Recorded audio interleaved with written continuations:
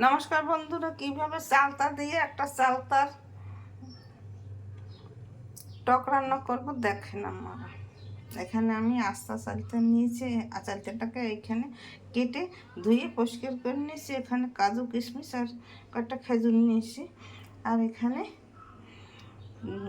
জল নিয়েছি পরিমাণ মতো। এখন আমি কড়াই দিয়ে দেব। এখানে কড়াই দিয়ে তেল দিয়ে দিছি, আগুন ধরিয়ে কড়াইতে তেল গরম হয়ে গেছে। এখন পাঁচফোড়ন দিয়ে দিলাম।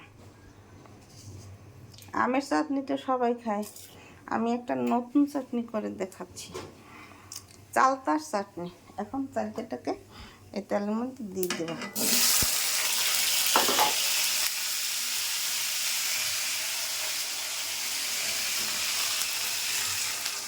জল পরিমাণ মতো দিয়ে দেবো চালতাটা সেদ্ধ হওয়ার জন্য। জল গরম হয়ে গেছে, এখন আমি জলের মধ্যে কাজু কিশমিশ আর খেজুর দিয়ে দিলাম।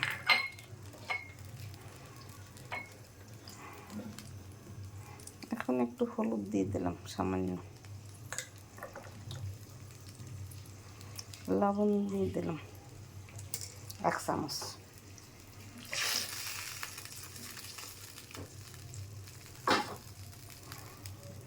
এখন ঢাকনা দিয়ে ঢেকে দিলাম।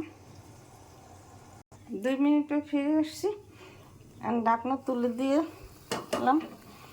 দেখি আমার চালটা সেদ্ধ হয়ে গেছে কত দূর। এই যে আমার চালটা সেদ্ধ হয়ে গেছে। এখন পরিমাণ মতো চিনি দিয়ে দিলাম। এইভাবে চাটনি করে খেয়ে দেখবেন, চালটা দিয়ে খুব দারুণ টেস্ট লাগবে। নতুন খাবার, এই গরমে না খেলে মিস করবেন। এইভাবে রান্না করে খেয়ে দেখবেন। আর একটু সময় নাড়লে জাল হলে তখন তুলে নেব।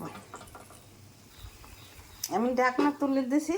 2 মিনিট পর ফিরে এসে এই দেখুন আমার চালতা রান্না পারফেক্ট হয়ে গেছে। এইভাবে আপনারা চালতার চাটনি বানিয়ে খেয়ে দেখবেন, খেতে খুব দুর্দান্ত টেস্ট হয়।